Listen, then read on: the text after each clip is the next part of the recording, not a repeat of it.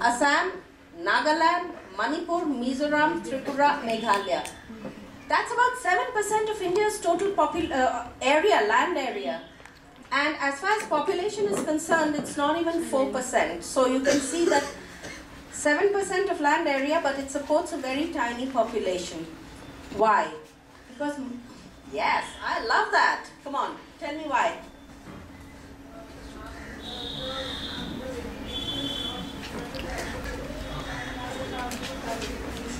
Transport facilities तो बनाई जाती है ना?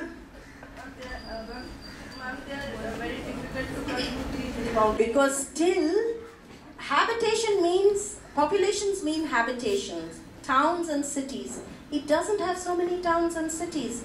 It has got more of wilderness, it has forests, it has a very high forest cover.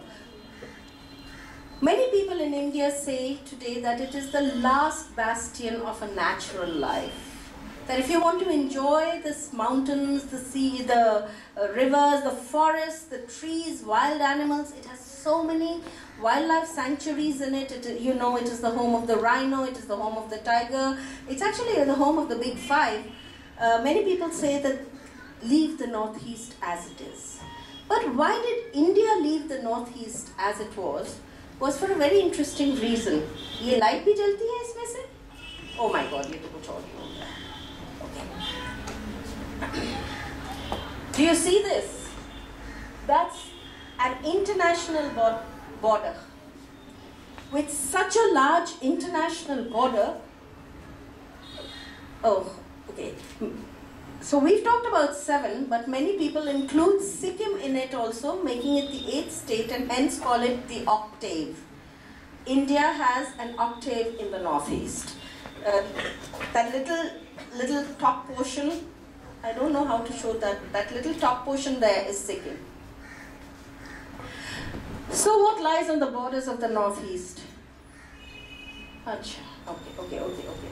So what lies on the borders of the Northeast? I told you that one of the reasons why India left this area undeveloped, which has been a tragic decision of ours, I think, and state policy, has been that it has too big an international border and hence it is always susceptible to attacks. I think that was a bad policy. I felt that if you had developed it judiciously, not developed it पागलों की तरह कि यहाँ पे भी काट दो forest, वो भी कर दो, cities बनाओ और concretize कर दो, that it would have been a better deal. But I think that with strategic development, we would have had far less problems than we have today in the Northeast. Now, what links the Northeast to India is this tiny little, you see that red dot here? Yeah. It's known as the Chicken's Neck Corridor or the Siliguri Corridor. At its widest, it's 22 kilometers. At its widest, it's 22 kilometers. If somebody were to attack or block this, we cannot access the rest of the Northeast. This is what makes the Northeast extremely vulnerable, and we as a country need to look at making sure that this little passageway is always open, that this little passageway has alternative ways, even if it means that we have better relations with some of our neighbors, particularly Bangladesh. Do you see? Through Bangladesh, from Patna, we can go straight. We need to create alternative ways of reaching the Northeast. The fact that the Northeast of India lies in the frontier, it's also known as a frontier part of India. And this frontier part of India would suggest to many of the people in the Northeast that it lies forgotten. It lies forgotten from all the decisions that get made in Delhi. You know that we have a special ministry for the Northeast called the Donor Ministry. Northeast is a region of unmatched diversity. There are almost 200 tribes that make the Northeast their home. It is the largest migratory pathway in the world. when a migration happens, it doesn't happen at one time. Everybody moves. Like you just all migrated into this auditorium in 5 minutes flat. But the migrations we are talking about have been going on for thousands of years. And they come from different parts. You saw the map which had all these Bhutan, Tibet, China, Myanmar, Bangladesh, Thailand tak. Log aate rahe. Groups of people would come seeking safety, seeking land where they could live peacefully. And one of the major turning points in Assam, in the Northeast history, and by the way, if I tend to say Assam, please forgive me, because Assam was at that time, in the pre-colonial period, the largest kingdom. And one of the turning points was connected with agriculture. Till then, we used to have agriculture by just throwing the seeds of rice. Or jahan wo root pakarta tha, it would grow. But then came the Ahoms. They came from Thailand, and they brought wet rice cultivation. You know the way you transplant little seedlings of rice? Why do you do it? You do it to get the maximum growth out of it, maximum yield out of it. Populations rise when there is sufficiency of food. An area is known for its fertility when it produces sufficient food. So once the wet rice cultivation came into Assam, brought in by the Ahoms in the 13th century, from then the migrations increased faster and faster and larger number of people.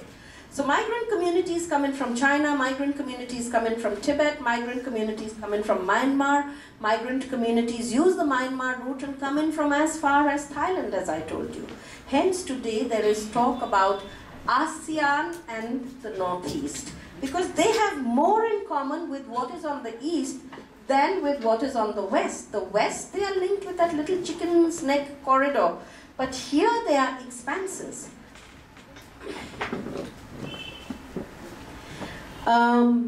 When I talk about tribes, I must tell you that even little states like Arunachal have 25 tribes, Nagaland 16 major tribes.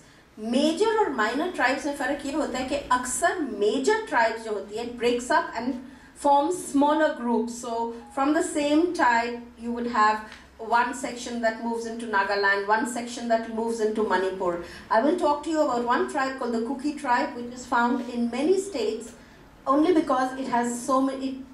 Kukis are the major tribe, and then they have the Assamese Kukis and the Manipuri Kukis. You'd be surprised to know that this area is home to so many religions, Hinduism, Christianity. Christianity came in with the coming in of the priests as the colonial rule came in. Buddhism, Islam, animism and local tribal religions, and even Sikhism. You know, 2 of the Sikh gurus went to Assam. Prabjot, you may find it interesting to know that Guru Nanak and Guru Tegh Bahadur went to Assam and stayed there for a certain length of time. And if you go home and ask your mother to tell you Sakhis of the Guru, the stories of the Gurus, they will tell you stories of Guru Nanak and Guru Tegh Bahadur in Assam. Even today you have very big gurdwaras there that bahut manyata rakhte hain. Languages. Many tribes have different languages per village. So the dialect changes. Now some of the important tribes of the Northeast, and I've just randomly picked up some of the tribes. The Adis, the Angamis, Bhutias, Burroughs. You may have been hearing about the Boro land struggle. The Burroughs, Deoris, Garos, Kukis and Riangs. The last Riang I wanted to pick up deliberately because I love one of their dances and I wanted to tell you about that. The first picture, oh my God, excuse me, sorry. These are the Mishmis. These 3 are Adis, that's them. And this is a Sema, Naga Sema. Okay? Now, I talked to you about the Adis. The first thing, you remember, these last 3 guys are Adi people. Boys, girls, and them dancing. The Adis live in Arunachal Pradesh. There is not much development, but there are lots of rivulets, deep 100, 200 feet gorges. So how do they travel from one part to the other? These are master builders of bamboo. And this is a picture of them building a bridge across a gorge. Now this is, see how they are twisting and tying young bamboo that is still green. And if it's green, it's malleable. They twist it, tie it, make rope bridges, and over time it dries. Bridges last for centuries made like this. This is an architecture skill that we should take from them. We should learn. And these are dismissed of as a tribal population, remote northeast. But look at the traditional knowledge they have. If you ask me what are some of the important things about the northeast, I think it is a huge reservoir of traditional knowledge. It is a huge reservoir of medicinal plants and natural products, many of which have even been understood as yet. My second tribe that I told you in the list of some 6, 7 tribes that I had made was the Angami. The Angamis are found in Nagaland and Manipur. They are known as a Naga tribe. Look at this Angami gentleman here. You see this? This is a boar's tusk. Much of the jewelry in tribal areas is made out of natural products. These are the horns of a local sheep. But I'd like to draw your attention to this. See this? What do you think this could be? This necklace, yeah, tell me. Backbone? No, it's not a backbone, Anji. Musical instrument? No, beta, this is not a musical instrument. Shells? No. Yeah. Gold. अच्छा ना, I want to tell you something. जो हम लोग यहाँ पे important समझते हैं ना, वो वहाँ पे नहीं इतना important समझते हैं. उनको gold से इतना obsession नहीं है. Courtly cultures, जिस culture में, any culture that has a linkage with a court life, they normally, it is a standardized product. Across courts, the Mughals and the Ahams copied the Mughals. Their language in many areas is also the same, okay? But the obsession with gold comes in there. Much of the jewelry of these tribal people is made out of natural products, but this is an indication that this tribe practiced head hunting in its history. And this is a sign of how many heads this man could have captured at any point of time. Killed. Okay, I need to tell you, हम लोग कहते हैं ना unification. Sometimes unification is not that easy. Because you may belong to one tribe, but you had internecine wars between even villages. So one way was you attacked the village and took away human labor. Some of which was used as human labor and some was used to empower you. The mind, which is the center of power, ये नहीं power होता है. Main power किधर है? यहाँ है. तो अब आपको इसका प्रतीक लेना है. तो आप head hunting करके आप heads ऐसे लगाते थे. और आप अपनी body के ऊपर tattoo लगा देते थे on your face. Do you see an ad that comes for the Northeast on television? Which is really amazing. They do shoo and then the Naga guys come. Now, these are painted faces, okay? Anyone can see that they've painted their face. But originally, the dark streaks used to be signs and symbols. So here's another thing I want to tell you about the Northeast. It's a land of signs and symbols. You have to read them, okay? Let me tell you, today there is no practice of head hunting. No practice whatsoever of head hunting. Everybody lives under the daira of the Constitution of India. And so there is no head hunting practices. But people's histories are different. And don't tell me that, oh God, they practice head hunting. Because my friend, I'd like to draw your attention to something very close to where you are right now. Do you know of a place called Siri Fort? So what is Siri in the Siri Fort part? Heads. The Mongol invasions were happening in the 13th century, 12th and 13th century in Delhi. Alauddin Khilji was the warrior king, emperor at that time. He turned around and said, I am going to put such a fear into the minds of these hordes of Mongols who are attacking us. And so he built Siri Fort. And if you've seen the Chor Minar in Horse Khas area, you look at it and it has little blocks, khali spaces, like niches. The heads of the Mongols who had dared to attack Delhi were kept there. So that is why that is known as Siri Fort. So my dear, today we look at history and life and human rights in a different way. But in old times, there were different things. Please don't judge people's lifestyles and choices by what we believe in today. But what I would like to tell you, that जिस तरह आज आप हो कर रहे हो about headhunting and Siri Fort, let me tell you that 200 years from now, people will look at our times and say, how tolerant were they about diversities, about alternate viewpoints? How tolerant were they about human rights? What did they do to protect child right and fight abuse? So everybody has their own little sieve of right and wrong for that time. Us time mein headhunting was right. Our time mein headhunting is not right. Aage jaane wale time mein many things that you do today will not be right. So little students of Tagore International School 200 years down the line will turn around and say, my God, they actually were intolerant about minorities or something like that. Okay? So remember, every age gets judged by their own children years later. Okay? Sorry.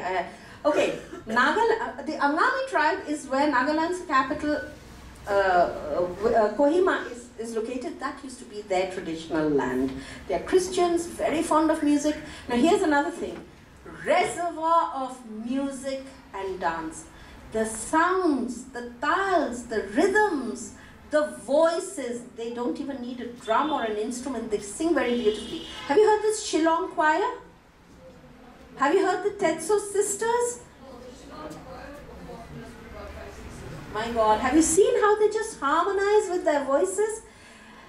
And in the evening, I lived there, I studied there. In the evening, today in Delhi, you don't even hear the bird song. But there, people would be walking down the roads, dusk, Horatha it was, and they would be singing. Voices would rise, they'll sing spirituals, they'll sing pop songs, and so some of India's leading bands come from the northeast. Okay, I take you to the Buta Tribe of Sikkim. This is mostly found in southern Sikkim. It is migrated from Tibet. This is the, oh my God, sorry.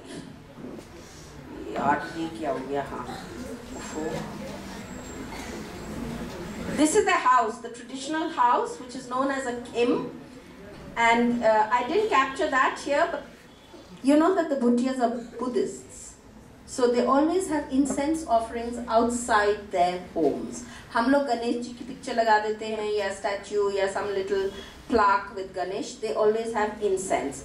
And I thought I should just mention to you, the women wear bakus. At one time, it was very fashionable for all of us when we were slimmer and younger to wear bakus and walk around. But this is what the traditional dress looks like.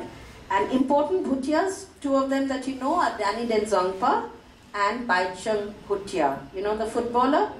It produces, they are very hardy people. They're constantly walking, climbing hills, going down, up, down. Their knees, their thighs are strong. Footballers have to do special exercises to make their legs stronger. They just have to go up and down their own terrain and their legs become stronger. So it's no surprise that Baichung Bhutia is from there. Even that Chetri guy, Sunil Chetri, he's from there. Okay, this is the Burroughs, okay?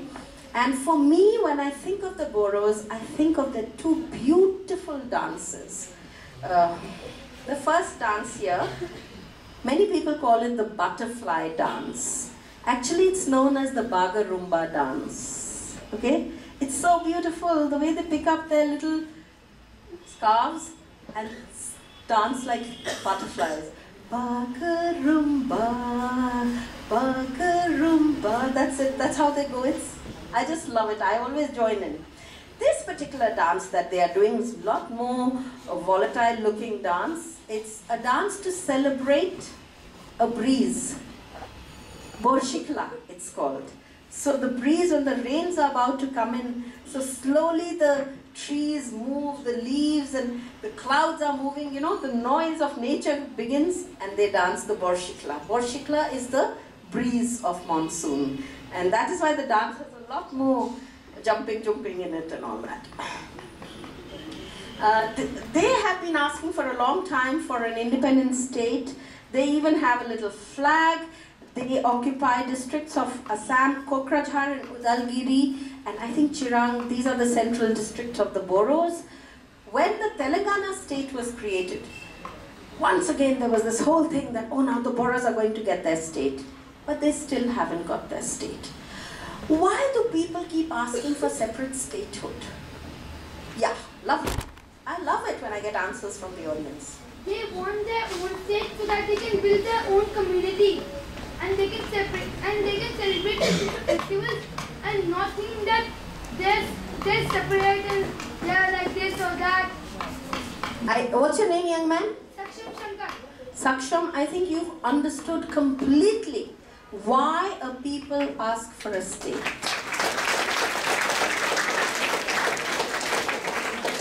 Really remarkable. I hope people like you are going to be taking decisions in the future. You cannot put down the identity of a people or a community at any point of time. And what is the need to do that? Let 1,000 flowers bloom. Mao Zedong had said this in another context, but I am saying it with reference to India. Chappe chappe pe yahan pe different kind of people live. They speak different languages. They eat different foods. They wear different costumes. They have different languages. They sing different songs. They have different festivals. Now you can't turn around and say, yeah, we celebrate everybody. Assam will say, oh, but we've never stopped the Burroughs from celebrating their festivals. But the fact of the matter is that if there's 100 rupees in the kitty of the state, they don't necessarily give a fair amount to the Burrough people. So the Burrough people say, never mind, let our state be smaller. Let us have only 50 rupees. But we will spend the 50 rupees for our own identity to be developed and reinforced. So, sitting in this room, I know, are future decision makers. I request you to remember this when you are in a position. Never put down anybody. Jab aap down dalte na, they rise up with great hatred. So it is far better to create space for everybody and all kinds. So these are the beautiful Burrough people. This lovely dress that they wear, called the dakhona, is just a gorgeous piece of cloth. One piece of cloth that they tie in this amazing manner. Look at the singing and the dance. Do they look like the kinds who are in murderous killing? But we know that when identities are subverted, then people get very angry and they can react in an unconstitutional manner. Deori tribe of Assam and Arunachal, you can identify them immediately with their gamosas that they tie on their head. Always. Party mein jayenge, tab bhi pehnenge, ghar mein rahenge, tab bhi pehnenge. And you see this lady? This is how they weave. It's called it's a home loom. What's it called? A waist loom or something like that. You tie it to your waist and then you pull it. So you are going backwards and you're weaving sat-sat. So the tension is because your body is being used. So when this man, these days as you see this ad about this man who says you can cycle for 1 hour and then you'll have electricity for 24 hours, ये कुछ इसी प्रकार के खुद ही सब कुछ अपने आप करते हैं. They can manage it. Can you weave? All the fancy, I want to go and get a branded, what is the flavor of the month these days? Marks and Spencer something or Gap something. But we can't make it. These guys make everything that they use. Their houses are made, forget the houses. We the one, state ने सड़क ठीक नहीं किया, they say हम bridge ही बना देते हैं. chodo pare. They do everything on their own. Self-help is a very big thing. Now the Deoris are called Deoris because of the fact that during the Ahom kingdom, they were the priests in the temple. They pray to many of their own gods, animistic gods, and some Hindu deities. This line is probably the most important line in what I'm telling you about the theories. The fact that imbrications happen in the northeast. What is an imbrication? Layering. You've seen the fish scales? The scale of a fish, एक scale जाता है, फिर उसके बाद ऊपर आता है, and you get like a kavach on the fish. Okay? So there are layerings even in the northeast. Some of them maybe keep tribal elements. Sometimes they accept Christianity, parts of Christian things. Sometimes they also, in passing, accept Hinduism, pass. So that Brahmanical kind of austerities do not happen in the northeast. They don't. Okay? The song, the Husori, is a very beautiful song, and they go from house to house singing it, and people give them food and money. And Bihu dancing borrowed from Husori. The Garbus of Meghalaya, second largest tribe after the Khasis. What is very interesting is that they are matrilineal. From the mother's line, we come from the father's line. You take your mother's name or your father's name? Father's name. They take their mother's name. The youngest daughter inherits all the property. The eldest son is like useless type in that scenario. And this is their drum. It is the longest drum of India, called the Wangla drum, and it's played during the Wangla festival where they sing and dance the whole day. It's a very simple. वो drum इतना unwieldy होता है कि उनका dance जो होता है बहुत ही simple होता है. They go tung tung tung tung like that. Very simple. The Kuki tribe. Remember I told you about the Kuki tribe? The Kuki tribe is found in Manipur, Mizoram, Nagaland and Assam. They occupy the hilly regions. Now, hilly regions में किसको पता आप कब असम की territory में हो, कब मणिपुर की टेरिटरी में हो, कब नागालैंड की टेरिटरी में बोर्ड्स थोड़ी लगे हुए हैं, रस्सियाँ थोड़ी खींची हुई हैं. So it's very difficult, and hence you have a lot of fighting on territorial issues between the Kukis and the Meiteis, for instance, in Manipur, or plain dwellers anywhere. This is the Riangs of Tripura. Normally people don't know about the tribes in Tripura. It's one of my favorite tribes only because of this beautiful dance. Did you see it? They stand on pots. It's a total balancing dance. They carry plates in their hands, and this is a lit candle in a bottle. And they dance. It's called the Hojagiri dance, and they dance very beautifully. They're very patla, and they just keep on like that. They go up and they go down.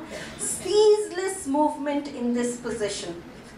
Now, the language that they speak is called Kokborok. It is believed to be one of the tiniest language groups in India. And one year, on the National Film Awards, a Kokborok language film won the award. Nobody even knew where the film was from, kya hai, and all that, because we really know nothing about the Northeast. But let me draw your attention to this, hook or jhum cultivation. Do you understand what jhum cultivation is? Shifting agriculture. You slash, you burn, you create land. How? You know, with a bamboo seed, bamboo stick, they go tung, tung, and one person goes shk, and another person puts one seed into it. So down the other person puts a seed. So they're singing away, they're planting away. Now, this is as good as disseminating. Okay? Hence, after a while, the land is not found suitable enough, and you let it go, they shift, and some other area is slashed and thinned. Now, my PhD was on Assam, and I read a lot of the medieval times texts. They are known as Buranjis. They were historical texts. Families wrote them. Kings got them written because they wanted to project themselves for future generation in a particular kind of light. So if you had any capacity, you arranged for a Buranji to be written about your family, or your contribution to nation building, Ahom nation building, or your contribution to ruling. If you were a guild, that means you were the elephant keepers. Elephants are big deal things in Assam and a mode of transportation. Then the elephant guys put their knowledge and their own histories and their own legends into an elephant Burunji. You know, so Burunjis were of all kinds. And they talk at length about how these deep forests were cleared up for new habitation. One of the big cities of Assam is known as Nagaon. Take it, Nagaon. What does Nagaon mean, darling? It was a new village, new habitation. It was a wild growth forest and it was cut and a new habitation was created. You know, the Assam people were amongst the first people in the world for doing censuses. Census details आपकी from the 15th century मिल रही हैं in Assam. How and why? They followed a very interesting system of defense. They had what they called the pikes or the foot soldiers. They were agriculturalists and soldiers. So every 3 months, a man had to give 3 months of his year for state labor. 9 months of the year, he lived the life he wanted. But for 3 months of the year, he had to go and be soldier. Bad luck कि उस वक्त लड़ाई हो गई या कोई war हो गया या कुछ हुआ, तो then he had to sort of fight. Or else, if there was no war, they did what the PWD does: road building, making dikes so that the annual floods of the Brahmaputra would do less damage. You know, so you have Noali. You know about the Noali? You have roads even today that were built in the Ahom period. Now, if they needed to have all the people show up every 3 months, they needed to know just how many people were there, where did they live, how were they organized. So all the pikes were in groups of 4, that group of 4 was called a Khel, and then they would report. Each Kheldar would then send off one every 3 months. So the system there was like this. Eventually, it got some influence from the Mughals. And jhum cultivation at that time allowed them to create new settlements. And today's road systems, today's habitation systems actually owe themselves to that period. Now, some of the popular dances of the Northeast, Bihu, you know, the first one? Yeah? You see this drum? You see this drum? Look at the locket I'm wearing. I can't show it. It's shaped in the form of a drum. So all the things that they love, they weave back into their clothes, into their costumes. One community that I did not talk to you about was the Karbi community. I should have the Karbi jacket. I want you to wear it. I want you to let me point out something. Stand. Do you see this? It's like a tree with birds on it. In every Karbi village, this is established as a sign of life. A tree is a full ecosystem. It supports birds, it creates new life around it, and little children play with toys that look like this. And that same thing you find woven into the jacket there. The weaves of the Northeast, please highlight it as exceptional. I want you to wear it and sit for a while and enjoy it. Let the guys next to you see it. Look at the border. Look at the little birds. Chota chota birds niche. This dance here is Manipuri. It's the Ras dance of Manipur. Do you know how old it is? No. This is 500 years old. Okay? That is only 250 years old. Everybody thinks it's like some antique piece, but no. And guess what? This dance form came as a dream to Raja Maharaja Bhagyachandra of Manipur. And his daughter danced the first Radha, and he created this dance. Incidentally, if any of you ever go on to study Indian culture, you will be surprised at the role that dreams play in Indian culture. People see entire performances. Kathakali came as a flash in somebody's dream. This is the dance form called Satriya. It was once practiced only in the monasteries of Assam. They were Vaishnav monasteries. In Vaishnav community, Performance is not just a part of an audiovisual remembrance of the message, but it is also part of ritual. They say Krishna likes dance and music far better than any other kind of offering. But today this dance has been changed. Forget only males or monks. Oh my God, Bapre. You actually have women also dancing it. It's come on, this is the staged version of the dance. This is the subject on which I've done my PhD. I hope Miss Sen, you will give me a chance to come and talk about that sometime. Meanwhile, this is a dance that I think all of you like very much. It's the bamboo dance. It's danced as a grid. And this is Thangta from Manipur, the sword and shield martial art dance. This is the beautiful Pung Cholam, which is acrobatic, and men dance it. I think it's one of the finest dances. And this is Singi Cham. And Singi Cham comes from Sikkim. It's the lion dance. It has a version where the yak also dances it. Okay, so if you go away with nothing else, remember states and capitals here. Okay, that Sikkim thing I tried to write myself. I'm not very good at all this. So, but Sikkim's capital, Gangtok. Arunachal Pradesh, Itanagar.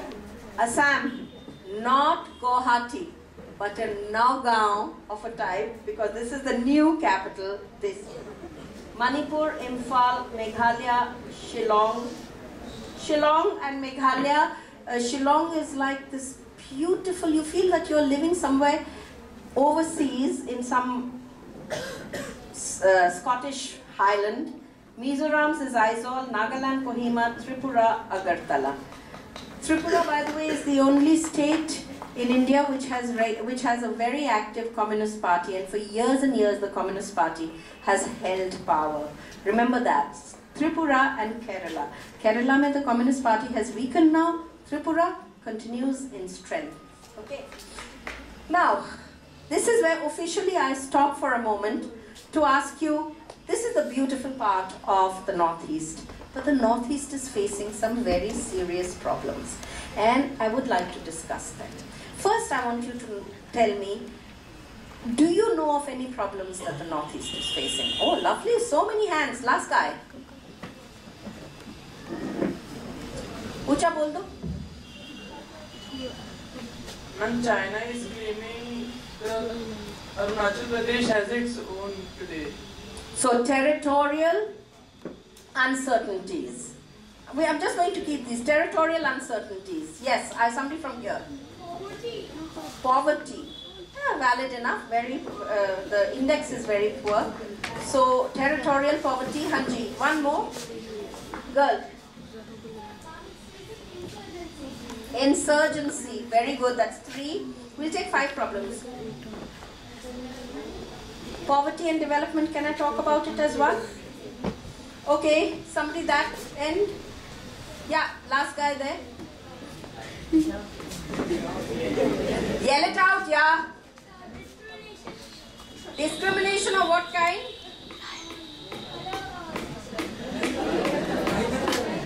Caste. The Northeast is one of those rare regions in India where caste is not a very important issue. It's very interesting. Caste in India is always an issue. Always. So don't take it that it doesn't play a role in the Northeast, but it plays a lesser role in the Northeast than Bihar or UP. Great. This young lady here.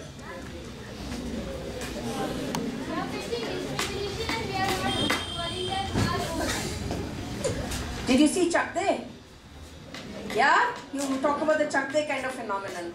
I think that's quite right, yeah. Hanji.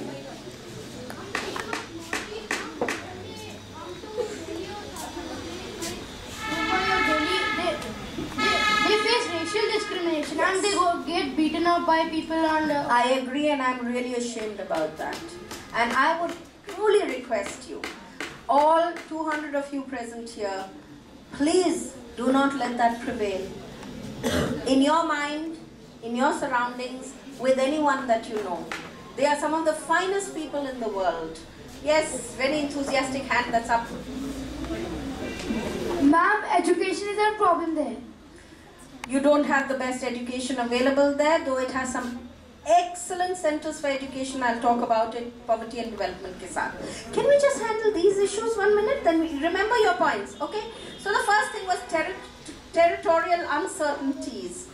You know, when the colonial power left, they did some very uncaring things like just drawing a line like this. Us line se आधा family idhar hai, आधा family udhar hai. There is the case of one house where half of it is in Burma and half of the house is in India. This is how unfeelingly and carelessly lines were drawn. The big mistakes were made at that time. Okay?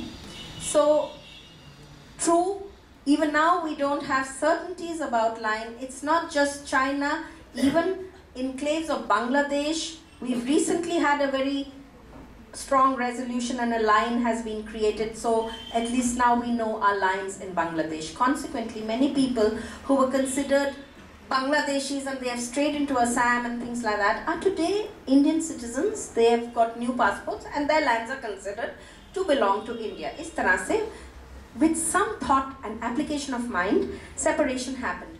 But in the initial phases, whether it was the China end of the boundary or the Bangladesh end of the boundary or the Myanmar end of the boundary, it was done in a very unfeeling manner. These are some of the issues that have to be resolved. For that you need political will. For that you need support from the central government, for the state government to speak honestly and fearlessly and tell the central government what the problems are, because diplomacy is handled by central government but law and order is handled by the state. So the law and order problem that happens at that area of uncertain boundaries is a state's problem, but the national state has to resolve it through diplomatic initiatives. That's why you need a good federal relationship to resolve this problem. The next thing was about discrimination. It is true. What you said? What did you say? I have to say something. Yes, about what I just said. Boundaries. About the discrimination. Okay. So, to stop the discrimination, there are many TV programs like there's a serial known as Gumrah that is also showing about the discrimination to the northeastern people, like they are being like they're not being taken part of the Indian society. Yes. So to get that kind of thinking in the mind that those people are Indians, there are episodes which show the plight of the Northeasters. Right. But it's not just the plight of the Northeast that we should be looking at. Discrimination happens because you think that they are not part of your narrative. That the Indian narrative is, we tell one story and they are not part of it. Hamari kya story hai? Sabse big story is the making of India. Whether it includes the fight with the British, Mahatma Gandhi, anti-colonial struggle, we assume that they are not part of it. But we haven't even gone to see. There is, I was telling Madhu ma'am just now, I wish I had kept that picture there, Rani Gendhilu. She was a Naga lady. She was in jail from the age of 14. When Nehru finds her, she has been in jail for almost 50 years. They are now talking about giving her a Bharat Ratna. She's been dead and gone for several years now, but now they are talking about giving her a Bharat Ratna. You know that the first Chief Minister of Assam, Gopinath Bordoloi, जिसके नाम से there is a Gopinath Bordoloi mark here in Chanakyapuri near the Assam Bhavan, and the Guwahati airport is called the Gopinath Bordoloi Airport. He died in 1950 and he got the what is it, Bharat Ratna, in the year 2000. 50 years after he was dead, we decided that he is part of the India story and we should recognize him. Who has failed? They or us? We have failed because we have not studied deep enough. We have failed because we have not popularized their stories or their contributions to us. One of the arguments when I was doing my research somebody gave me was that the satras were sold to the colonial masters. But I went deep into the readings and I find, forget the satras being sold to the colonial masters, we have the cases of many satradhikars who faced bullets, Congress party and anti-freedom and pro-freedom movement in Assam.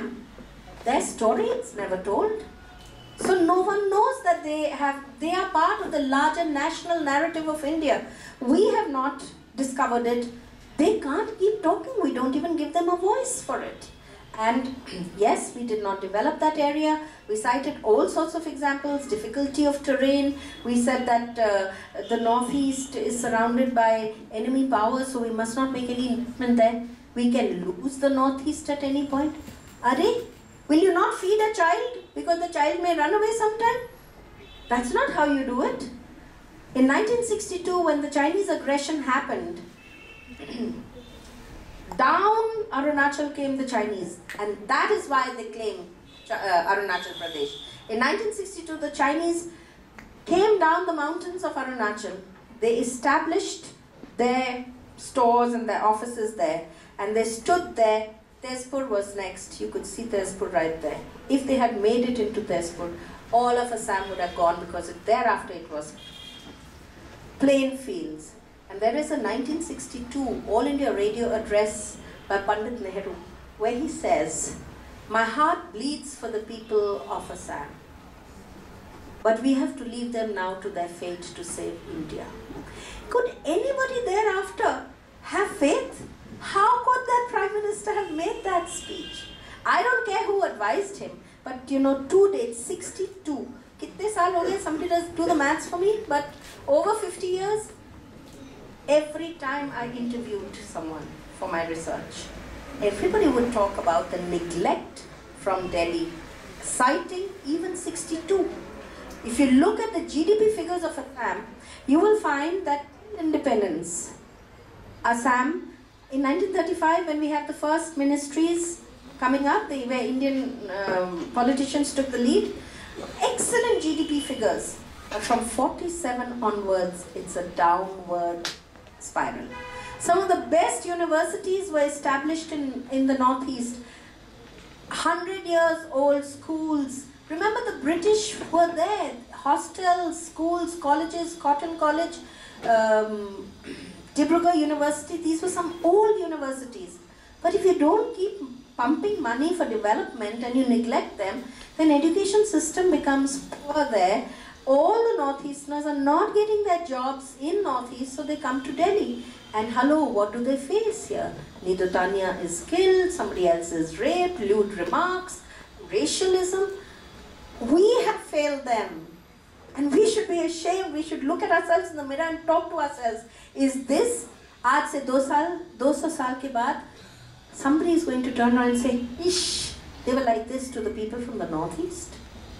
Just as you are talking about headhunting pasts of the Northeast, they will talk about our intolerant pasts. So be very careful.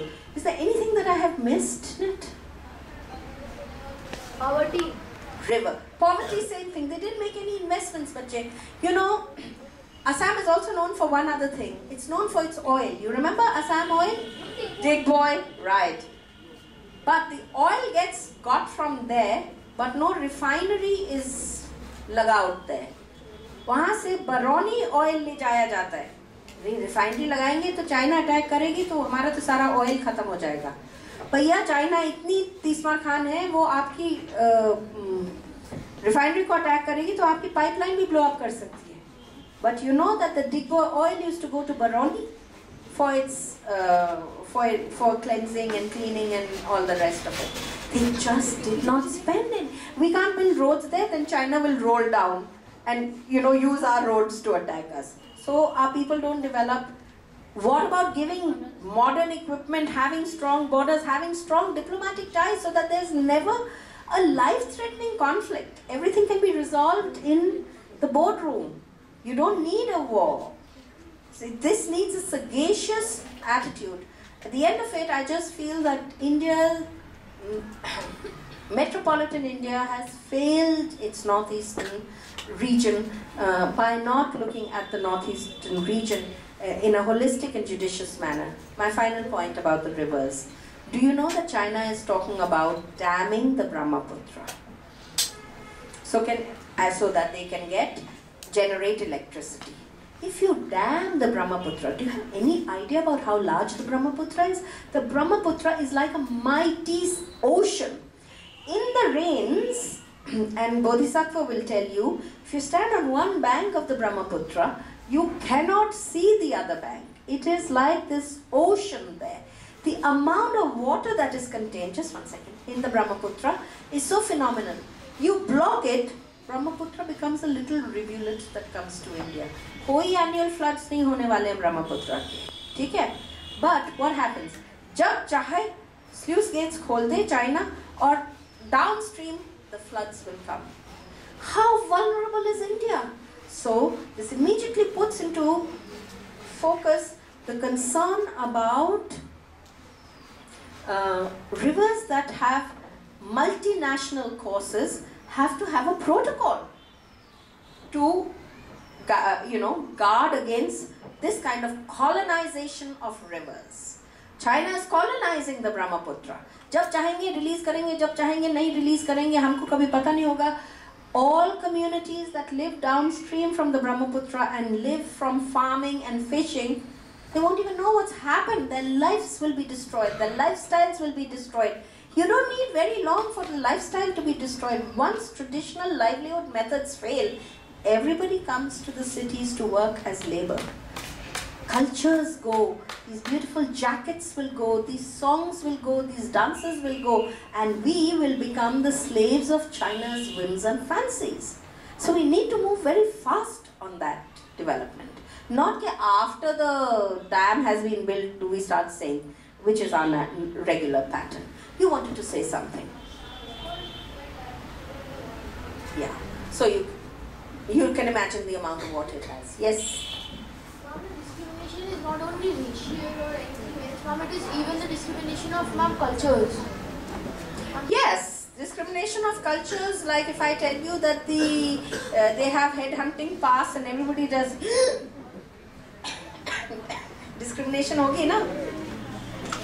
आपने वो तो नहीं कह रहे ना आपको. By the way, let me tell you, the Ahams have a record in India.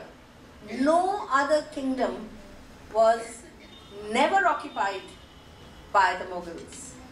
Every kingdom lost out sometime, wars, battles to the Mughals, the superior might of the Mughals, except the Ahams. 17 times they repulsed attacks on Assam. And the name of Lachit Borphukan, who was the commander-in-chief of the Assamese army, this tiny but sturdy man, to the last he fought the Battle of Saraighat. And it was Lachit Borphukan's birthday 10 days ago. Okay? If I had two sons again, I would name them Louis and Lachit. Hanji. Oh, lovely small questions.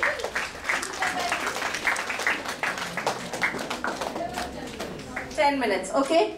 All right, we are, how many? I'm seeing 1, 2, 3, 4, 5 hands, 6 hands. No? So, Madhu ma'am, please help me now. So, any 3 questions you can give me. It's people who haven't asked before. Yeah, you I don't think have said anything as yet. My question, ma'am, like we are speaking about discrimination. Ma'am, what steps should we take? Like, we appreciate really, you are taking this topic, like discrimination. Like, but listening and speaking for the people, 90% will just sit here and listen. Only 10% they will feel in their heart that not as Indians, but as a humans, we should take a stand, ma'am. So, ma'am, I have a question, what steps should we take? What steps did you take when you wanted to convince yourself that polythene is bad for Delhi and we should have a polythene-free Delhi? What steps did you take when we had to do cracker-free kind of Delhi? What steps did you take when you wanted to fight against child labor? You know, the children of India had led these 3 movements, not the adults. These 3 movements, जो आपने उस वक्त किया था, एक दूसरे से बात की, projects बनाए, focused discussions किए, met and called the Northeast people to discuss their problems with you, create a Northeast club, cell, I don't know, I mean, I'm just saying something like that. Make this your project. go ghar ghar. You are in Vasant Vihar, you can go to Vasant Vihar. But you know what, there's also there are other communities that are not so well heeled this side. Go there, prachar karo, have plays, create things. Change your own mind. I can't go into every mind and change it for you. Can't change the code of every mind. But you guys can force other people to change their codes if you take a strong stand. These 3 success stories are children driven. I'm absolutely certain the Northeast discrimination secession will also be children driven. There's one question at the end there.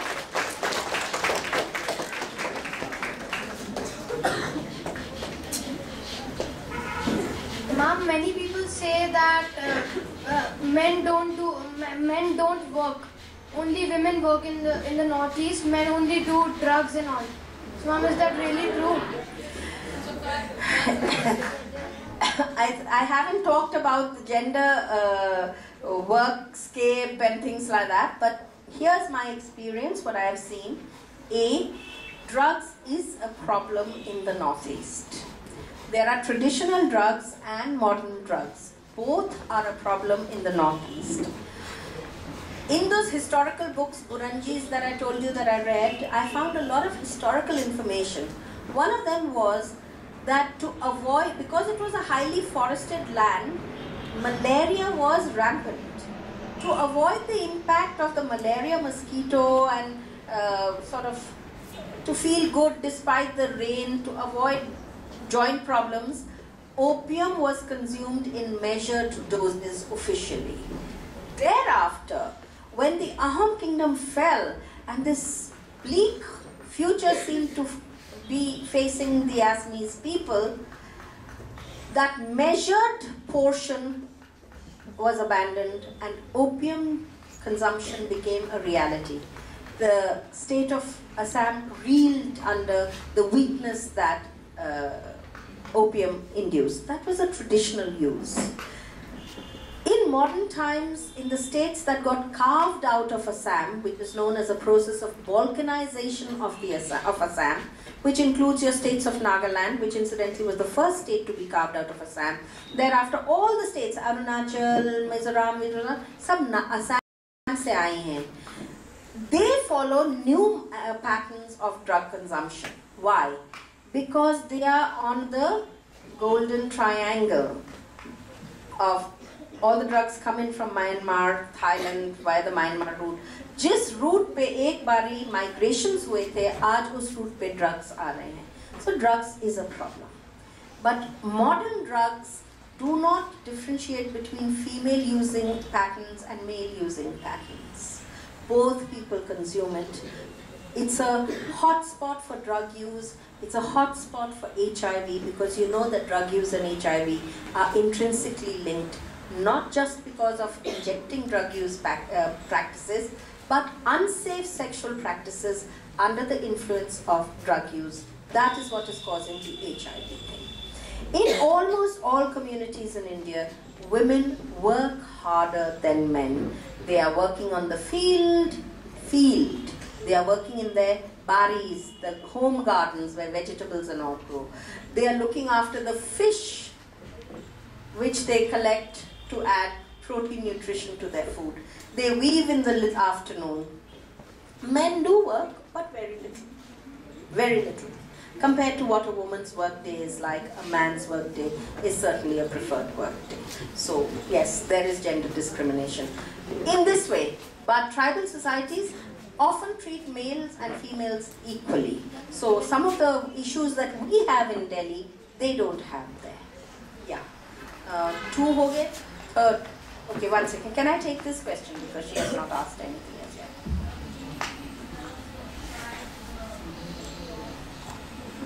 Over there is This? yes. Okay, so this, I'd like you, before leaving, if your hands are clean, to touch this.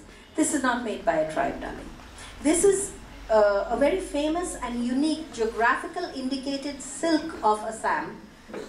Assam has 2 types of silks. One is what I'm wearing. This is pat silk. This is the other. It is muga. It's very rare. It's golden. It lasts forever. They tell me muga is for rough wear. The sari that this is a sari. The sari that I have in my hand is 50 years old. It's almost as old as I am. I mean, I'm older. He's a little younger than me, kind of a thing. But such fine work. Look at the golden color. It's all natural silk. It's a special silkworm called the muga silkworm.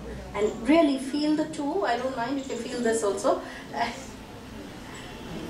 Please, do not put dirty hands on it. What else should I show you? I have two pieces. I have two pieces of jewelry that I want you to see. Look at it. Okay, we take it now. Yeah, इसको. ये कान में पहनते थे. इसे थुरिया कहते हैं.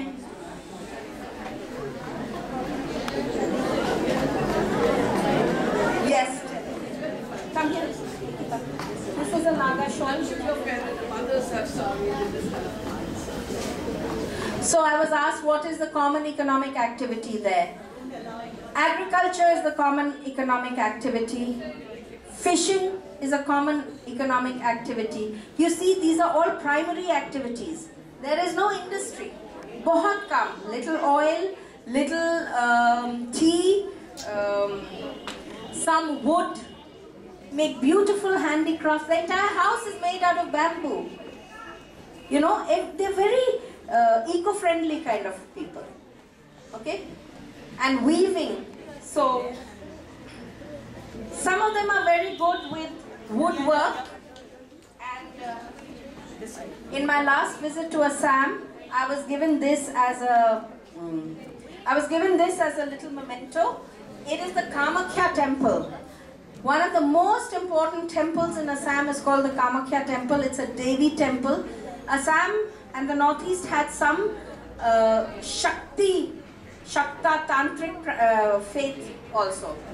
Hanji, bolo aap.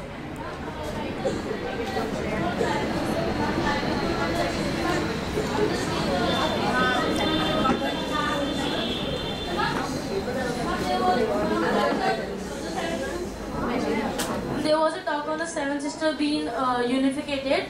So, ma'am, if the Seven Sisters are unificated, their culture will blend. I think it's a very bad idea. Unification of the Seven Sisters. Ma'am, the cultures will blend in, but ma'am, that will also make this, that region of India, ma'am, stronger. No, I don't think that's the answer. You remember just now I told you that the Burroughs are asking for a separate state because people feel their identities get submerged under dominant people's identity. Supporting minorities is very important. If they're in a room of 100 people, 80 people follow one culture and 20 people follow the other culture. 20 people की तो आवाज ही नहीं सुनाई देगी उनको तो कोई so respecting the 20 people is very important. The 80 people have to make the special effort to respect the 20 people. So unification of the Northeast is not a good idea, but consolidation, looking at it as common problems that can be addressed by a mature policy framework, these are certainly good steps in the direction of good governance of the Northeast. There was a question you wanted to ask. Do you think that, I mean, like you said a while ago, diseases like malaria, it's a wild place. There's a lot of wilderness. Okay, no, it's not that wild anymore now. We are talking about the Ahom time period where 87% of the land was forested. Today, not even 45% of the land is forested. Still, like, suppose it's a very you said it's undiscovered, right? The main problem is that it's undiscovered. It's ignored. Do you think it's cut off because they don't? I mean, because they don't know what is there, right?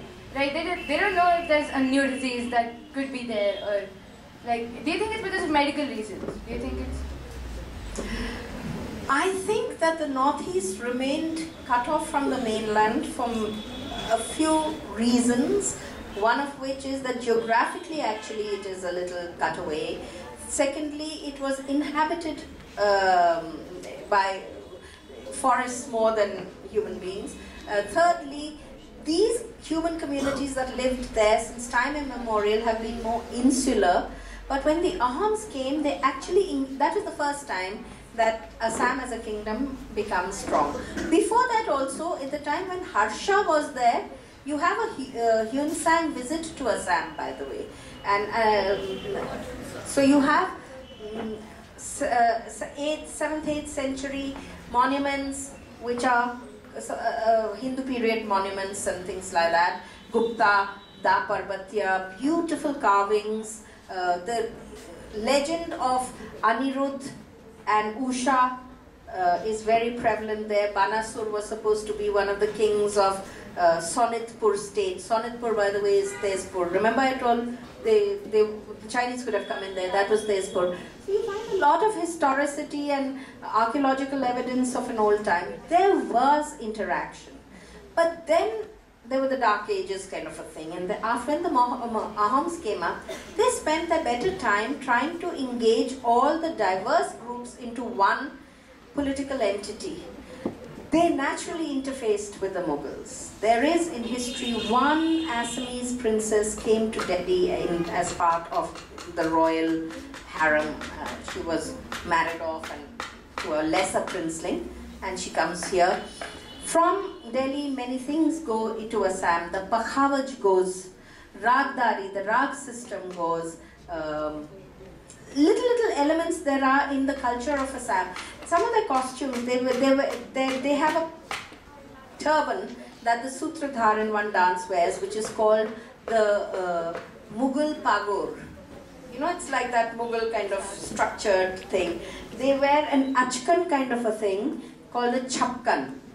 So it's not that it's totally insulated, but it was always treated as a frontier province. That has got set into their minds and into our minds. As far as new diseases are concerned, darling, anything can happen anywhere. Yes, there is a likelihood, but I think there's a greater likelihood of finding solutions to existing diseases in the medicinal plants that are still available there. So I look at it more positively. Hanj, young man.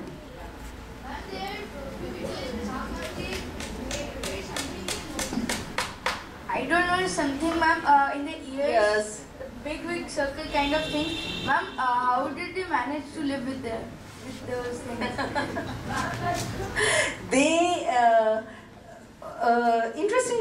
Interesting that you should mention it. The other day I met up with a cousin doctor of mine who's a doctor, and she was quite curious to know about my research, and she said, you know, I've seen pictures of people wearing rings.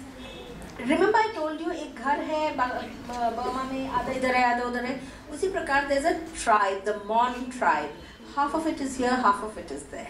Practices have changed over the 50-60 years. So the Indian Mons look a little different from the Burmese Mons. The Burmese Mons all have these bangle necklaces. Okay, so it's not that their necks are stretched, but their necks rest on the bangles. Consequently, if you cut those bangles off and take them off, they will choke to death because their muscles have got destroyed. So their neck, if you take off all those, the neck will automatically fall like this, and they will block their windpipe and they will choke to death. So sometimes people have these practices, cultural practices that are not very healthy, but they learn to live with them. But generations after that, they don't follow. You know, the Chinese had the practice of binding your feet to have tiny feet, right? Like that also. ये मैंने earrings जो दी थी कहाँ हैं जी वो बाहर रख दी है थुरिया. ये जो earring है पहली बारी जब मैंने देखा, I was on the ferry going to Majuli, part of my research. I saw this lady wearing it, okay, and she, in the earlobe, she had just shoved this thing in. And she had grown up with it. She had no idea. She didn't remember. She was very old. She didn't remember her life without these earrings. And you know, she just shoved, broadened the hole by putting that. पहले हम लोग भी डालते हैं नीम का, फिर उसको हिलाते रहते हैं नीम के तिल्ला, and you know, then you put your earring. So they had made it thicker, and she had this thing. I had one look at it, and I thought, I love the earring shape, but if I try to wear it, I'd just die. So I cheated. I sat with the jeweler. and it's two parts. I shove this in it, and then this becomes my stopper at the back. And the effect is exactly the same effect that lady had, but it has less pain for me. So yes, there are communities who do that. There are communities who, it's a rite of passage. Are you man enough? Are you woman enough to have these painful pieces of jewelry? But it's much less now. You know what I have noticed in the 10 years of my research, I've been going to Assam for 10 and Northeast for the 10 years of my research, that even the girls wearing mekhla chadars have been reduced. Most of them are wearing jeans or salwar kameezes. So there is a monoculture that is sweeping even the beautiful Northeast. So I don't know whether it should be opened. I think everything should be done judiciously. We should respect them, and they will be ours also. Okay. So thank you very much. This just has to be the last word.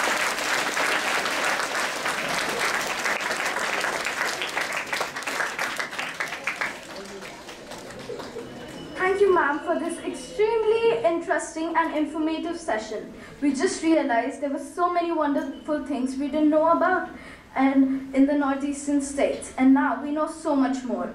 Thank you once again for this enlightening session, and we hope that we get an opportunity to interact with you again. Thank you.